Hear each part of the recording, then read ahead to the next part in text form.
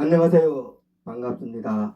최장진 집사입니다. 오늘도 이 최장진 집사가 전하는 한국사 한능금 얘기 지금 5번째 얘기예요.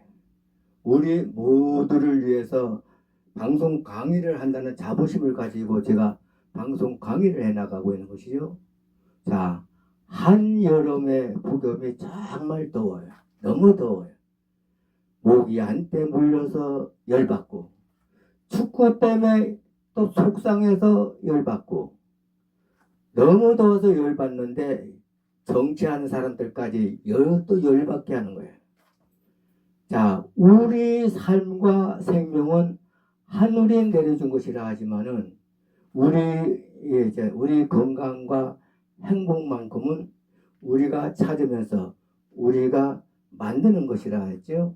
오늘도 우리 국민들, 우리 가정들 좋은 하루에 건강과 행복이 넘치는 그런 가정과 우리 국민들 다 되시기를 이 시간에 제가 기원하면서 한국사 한능금 얘기 지금 5번째 강의를 시작해 나가는 거예요.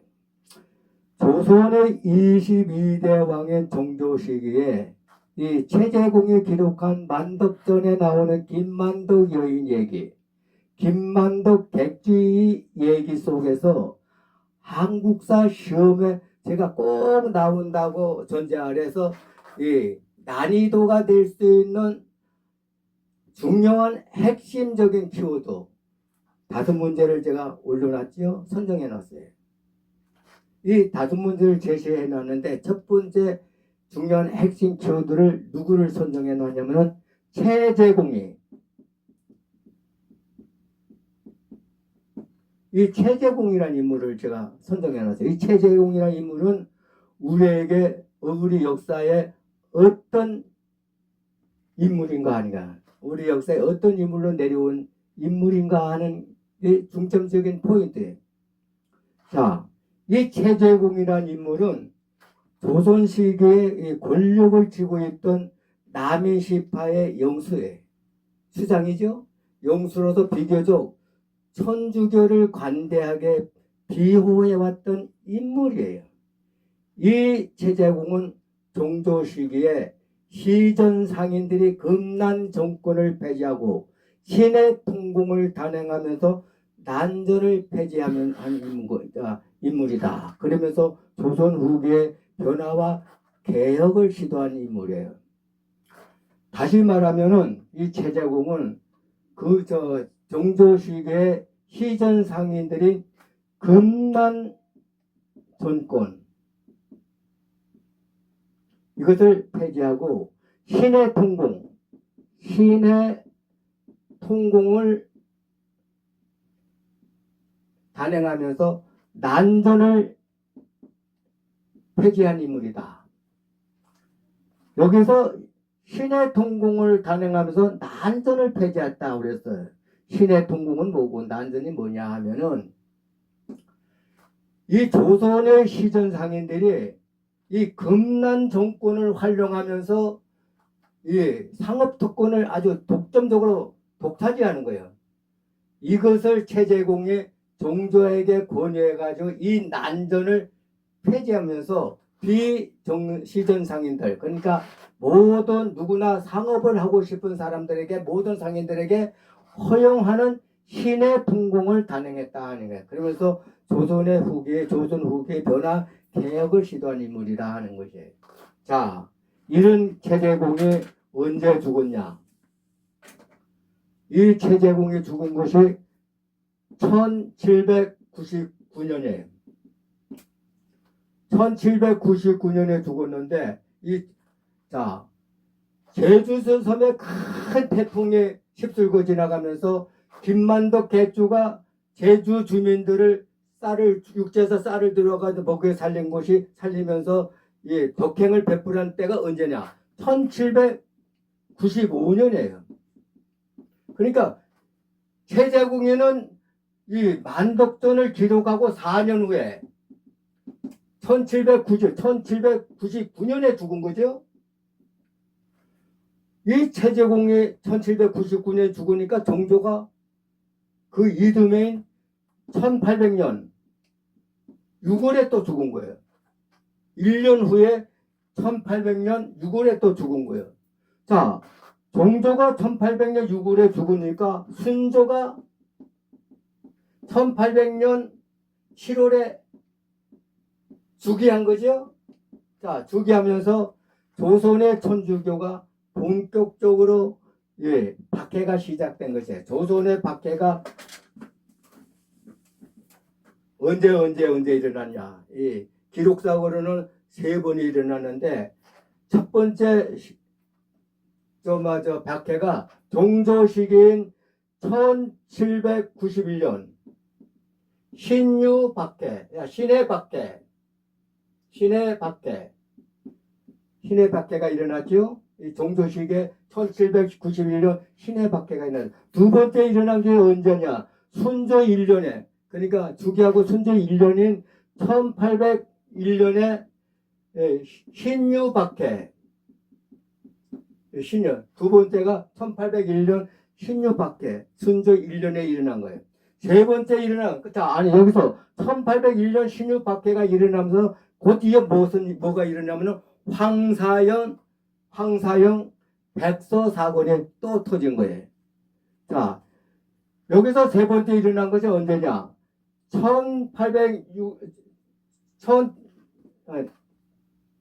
1866년 병인 박해죠?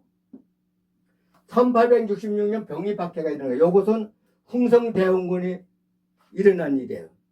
자, 이렇게 1791년 신해 박해, 1801년 신유 박해, 1866년 병인 박해가 일어났는데, 자, 지금은 1791년 신해 박해가 어떻게 해서 일어났는가를, 그 과정을 제가 지금 강의를 해 나가는 거예요. 1770년대. 자, 1770년대 이벽의 조카 이승훈이라면 다 알죠? 이승훈이 동진여행사 연행사 서장관으로 임명되자 충남 예산에서 보검소 연구를 하던 홍유환이,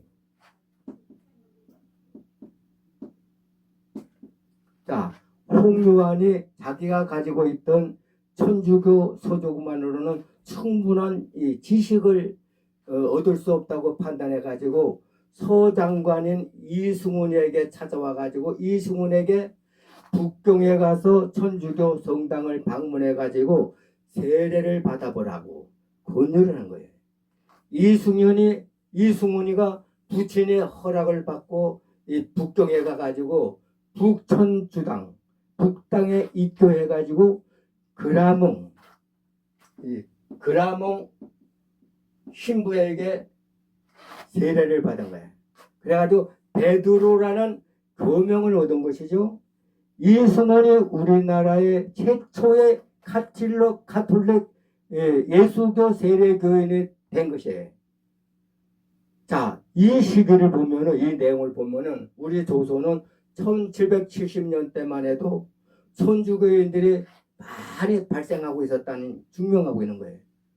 이승훈이 천주교 세례교인이 된 것을 기독교인이나 불교인들이나 종교를 믿지 않는 사람들도 다 알아요. 왜 아냐 하면은 학교에 가서 역사 시간에 선생님들에게 배우기 때문이에요.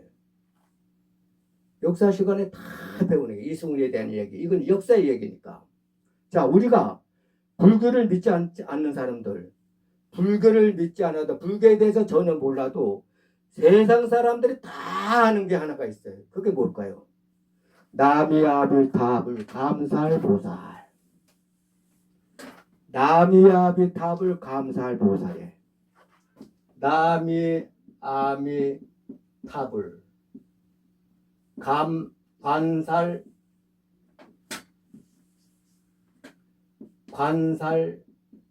보살. 나미아비탑을 감사할 보살, 나미아비탑을 감사할 보살, 도라미탑을 감사할 보살. 웃는 말로 그렇게 또 하죠. 이 나미아비탑은 도대체 누가 만들어낸 거냐? 누가 이 신앙을 퍼뜨려냈냐 하는 게 이 나미아부타불은 이 아미타 신앙이라 해가지고 신라의 원형 대사가 우회가를 지어 불교를 대중하게 기여하면서 나미아미탑을, 그러니까 나미아미탑을만 외우면은 극락에 갈 수 있다 해가지고 나미아미탑을만 외우라네. 나미아미탑을만 외우면은 극락에 갈 수 있다는 거예요. 자, 우리가 스님들을 만나면은 이렇게 합창을 하죠. 그리고 목탁을 톡톡톡톡톡 쓸기는데 이 경전을 막 외워도 우리는 아무것도 몰라요. 알 수가 없어요, 우리가 그걸. 그러나 또들기는 목탁만큼은 또 우리가 정확하게 땅땅땅땅땅 때리면서 경전을 불경을 외우는 막 하는데 목탁 소리만큼은 기가 막히게 들린다는 얘기죠. 이 목탁을 누가 만드느냐 하는 얘기예요. 이 목탁은 자, 나미아비타불을 만들어낸 신라의 원효 대사가 목탁을 만들었어요. 이 설총을, 그러니까 원효 대사의 아들이 설총을 낳고서는 우연하게 광대들이 와가서 노는 걸 봤는데 이 광대들이 허리춤에 엉땅 요 박을 차고 있는 거야. 쪽박. 요렇게 생겼죠. 쪽박 요렇게. 요것을 딱 반을 가려면 뭐냐. 우리가 물도 모는 그릇이 되는. 요 박을 주렁주렁 이게 차고서는 확 두들기는데 요것을 보고서는 목탁을 만들어낸 거예요. 자, 관사운 보살은 신라의 의상이 만드는 거예요. 신라의 의상이 현세의 고난에서 구제받고자 관음 신앙을 퍼뜨리는 것이 이 관음 신앙이에요. 요 신라의 의상은 자, 신라의 원효대보살보다 한 7년이 늦어요. 뭐냐면 한 7살이 늦게 태어난 사람이에요. 그래서 현세의 고난에서 구제받고자 관음 신앙을 퍼뜨리는 것이 신라의 의상이라는 얘기예요. 자, 이 신라의 의상 삼국유사에 따르면 삼국유사에 따르면 이 선묘라는 중국 여인이 있었는데 이 당나라에 유학을 온 이 의상을 보고선 사랑했대요. 그러니까 짝사랑을 한 것이죠. 그러니까 의상이 이걸 받아들이지 않자 바다에 몸을 던져 죽었는데 용이 되었다는 거예요. 의상의 부속사를 창건할 때 이 선묘가 용인의 모습으로 나타나가지고 용이 돼가지고 모습으로 나타내가지고 부속사를 창건할 때 도와줬다나. 그래서 이 신라의 의상은 현세의 고난에서 구례를 받고자 하는 관음신앙을 퍼뜨리는 인물이 요 신라의 의상에. 자, 그러면 여기서 불교인들이 다 알아도 이 불교인들이 우리나라 이 한반도에 우리 민족에게 언제 들어온 것을 아는 사람이 얼마나 없다는 거예요. 별로 없어요. 자, 기독교인들도 마찬가지죠. 기독교인들도 프란시스코 사베로가 어떻게 예수교를 어떻게 해가지고 자 동남아시아의 일본을 통해 가지고 어떻게 들어왔는지, 그리고 우리 가슴 속에 주님의 복음이 어떻게 돌아왔는지 그걸 모르면은 진짜 예수권은 아니죠. 불교인들도 이걸 모르면은 보살이 못 된다는 얘기예요. 자, 우리가 한반도에 최초로 불교가 들어오기 시작한 것이 언제냐면은 고구려 소세림왕 때, 그러니까 기원전 4세기 371년 때에 고구려 소세림왕이 중국의 전진으로부터 불교를 수용하면서 불교를 국가 공인을 시킨 거예요. 네.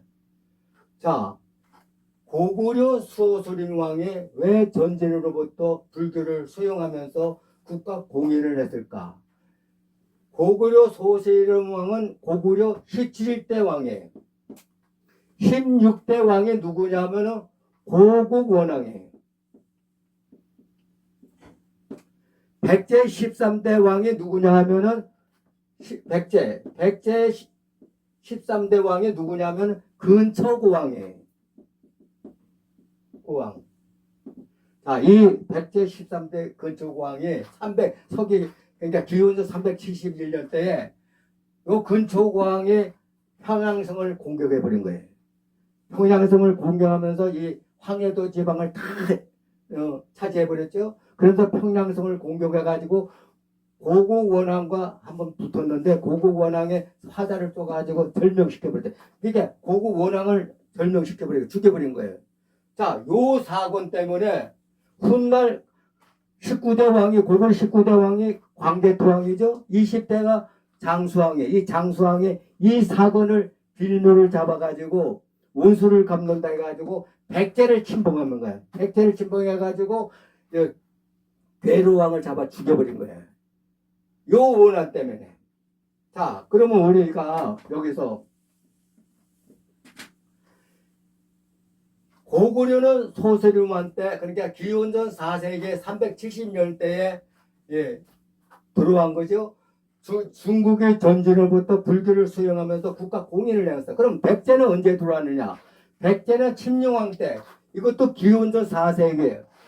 고구려가 371년대에 들어왔으면 백제는 384년에 들어온 거야. 동진에서 마라난타를 통해 가지고 불교를 받아들인 거예요. 그러면 신라는 언제 들어왔냐? 요거는 공식상으로 지금 얘기하는 건데, 신라는 법흥왕이 6세기 532년대 한참 늦었죠. 이 차돈의 순교로 불교를 정식 공인한 나라가 신라야. 그러나 신라는 5세기 전반 늘지왕 때 고구려 묵지왕이 고구려 묵호자라고 그랬어요. 묵호자가 지금의 경북 구미에 포교를 시작했는데, 포교를 했지만 워낙 독작신학이 강한 이 귀족들이 받아들이지 않은 거예요. 그러다가 6세기 들어와서 범왕왕 때도 이 귀족들이 반대를 해가지고 들어오지 않았는데, 2차 서기 6세기 532년 때 2차돈이 순교로 불교를 정식 공인했다. 2차돈은 모가지를 딱 치니까 불교를 믿는다 잡아다 모가지를 친 거예요.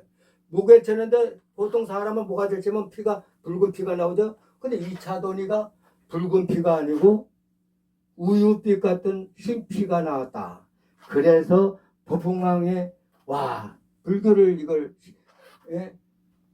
정식 공인을 해야 되겠다 해서 불교를 정식 공인한 나라가 법흥왕 때. 자, 그러면 여기서 우리가 기가 막힌 일이 또 있죠. 자, 이 법흥왕이 금강가야를 멸망시키고 복속시킨 게 언제냐면 532년 때에. 532년 때. 내가 2차돈의 불교를 정식 공인한 것이 요 시기를 따져서 532년을 따지고 있는 것이죠. 자, 법흥왕이 532년 때 금강가야를 멸망시키고서 신라에 복속시켰어요. 요때 금강가야의 마지막 왕족이 누구냐 하면은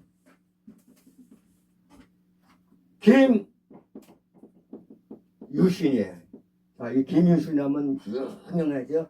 왕은 못돼서도 대왕으로, 신라에서 대왕으로 칭호를 받던 양반이 김유신 장군이에요. 이 김유신은 장군은 화랑도를 일구고 황상벌에서 백제 개벽장군, 유명 개벽장군을 물리치고 죽여버리고서는 백제를 멸망시킨 것이 김유신도 장군이라고 나와 있죠. 내가 잘못 얘기하고 있나요? 이 김유신 장군. 이 김유신 장군의 누이 동생이 있는데, 누이 동생을 누구한테 시집 보내냐? 김춘추한테 시집 보냈어요. 김춘추한테. 이 김춘추가 누구냐? 자, 선덕 여왕이 끝나고 김춘추가 자, 태종 무열왕이에요. 그러니까 김유신은 누이 동생을 김춘추 무열왕에게 시집을 보냈다는 얘기야. 그러면 김유신하고 김춘추는 뭐야? 매제 매부지간이라는 얘기예요. 이 집안은 사돈 집안이 돼버리고 매제 매주지간이. 근데 여기서 기가 막힌 일이 벌어지고 있죠. 여기서 기가 막힌 일이 벌어지고 말한 거예요. 네. 백제 의자왕이 642년에 이 윤충 장군으로 하여금 이 지금의 경남 합천 신라의 대야성을 공격하게 해가지고 함락시켰는데 이때 대야성의 도독, 이 대독의 품속, 그러니까 대야성의 도독인 품속과 그의 아내를 죽이지 않아도 되는데 목을 쳐 죽인 거야. 항복을 해가지고 무릎을 꿇고 있는 걸 목을 쳐서 죽여버린 거예요. 이게 바로 누구냐 하면은 김춘추 딸이고 사위라는 얘기예요. 이렇게 비참하게 죽은 게 품속이 김춘추의 사위고 그 딸이 죽은 것이 품속의 아내가 누구냐면 김춘추의 딸이에요. 그러니까 김유신에게는 독하고 독과 사위가 되는 거죠. 이 김춘추하고 김유신이 그리고 신라가 이 시신을 돌려줄 곳을 간절히 사정했어요. 그러나 백제는 이 시신을 감옥에 죄수들이 있는 감옥 감방에다가 밑에 방바닥에다 밑에다 파묻어 놓고서는 의무적으로 이 죄인들이 의무적으로 밟고 지나가게 만드는 거예요. 그러니까 김춘추와 김유신이 이 백제를 이를 갈아뜨린 거예요. 이 훗날 이 얘기는 훗날 백제와 고구려가 어떻게 망했는가 또 계속 강의를 해나가면은 정말 재미있는 강의가 돼요. 예.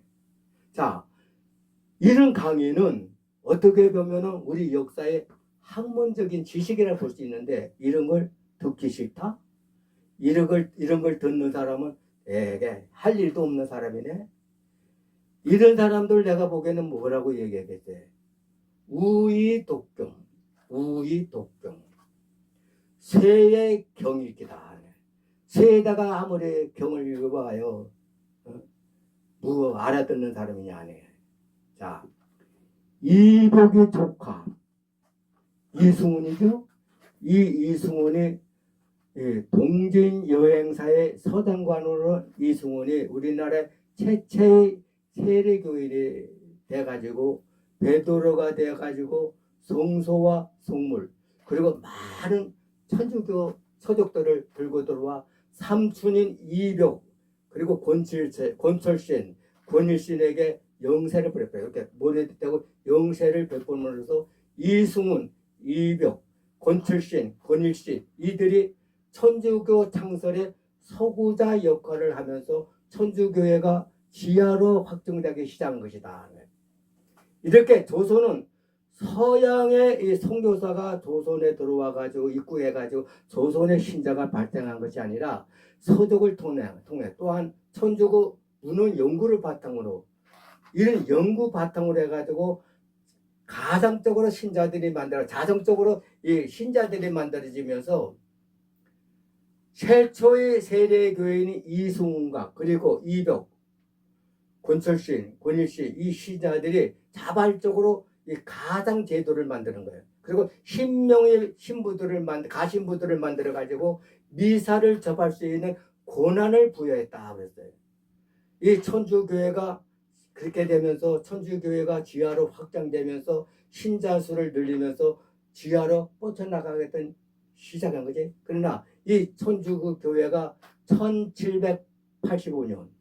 1785년에 형조 황서에게 발각되면서 많은 교인들이 체포됐던 것이에요. 그런데 이 체포된 기독교 신자들이 다 양반계층이라는 거예요. 거의가 양반계층이므로 이들은 석방시키고 보는 거예요. 조선 정부가 이들은 석방시키고 양반과 이 평민 중에 중간인 이 신분 중인 출신인 김봉우만을 본보기로 이 중인 출신 김봉우만을 본보기로 악행을 시켜가지고 악행을 받게 해가지고 객살을 시켜버린 거예요.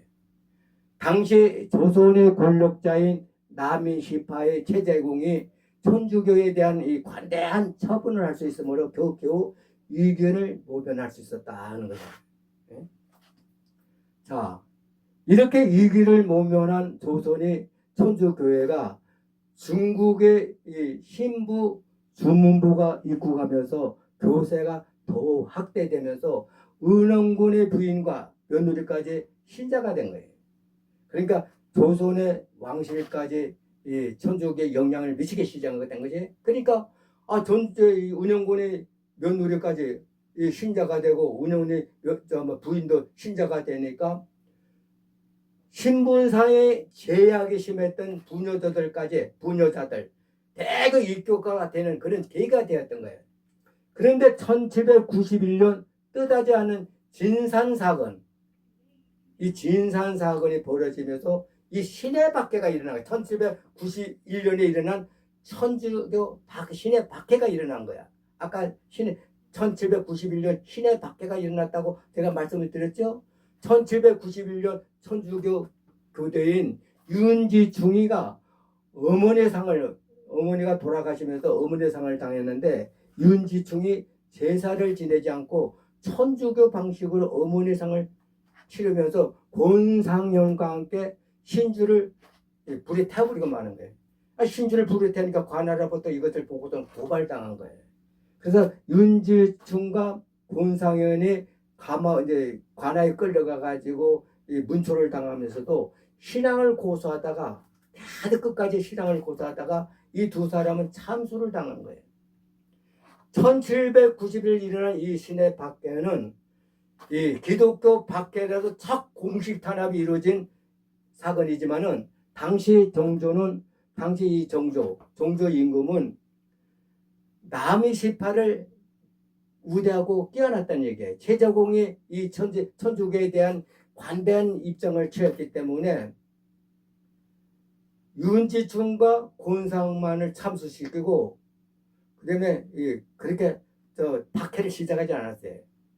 그런데 1799년 최재공이 죽고 이어 1년 후인 정조가 1800년 6월에 죽자 순조가 1800년 7월에 죽게 하면서 아버지인 정조가 하지 못했던 이 중앙관청에 소속된 공노비 6만 6천 명을 양인으로 풀어주는 공노비 해방을 단회시켜버린 거예요.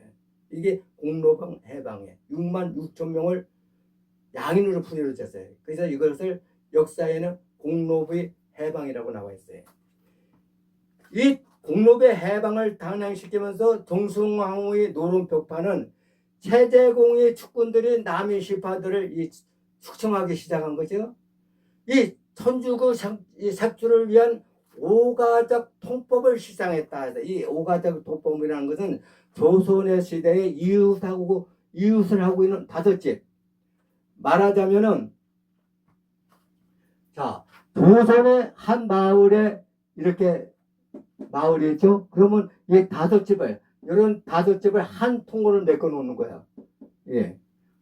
한 통을 맡겨 나가도 이렇게 다섯 집 한 통을 만들어 가지고 요것을 말하자면 한 통 묶어 서로 감시하는 제도로서 누구 한 사람이라도 조세를 못 내겠든지 누가 한 사람이라도 도망치면은 요 다섯 집이 연대 책임을 묻게 하는 것인데 이 오가족 통법을 천주교 색지로 시행하는 것이에요.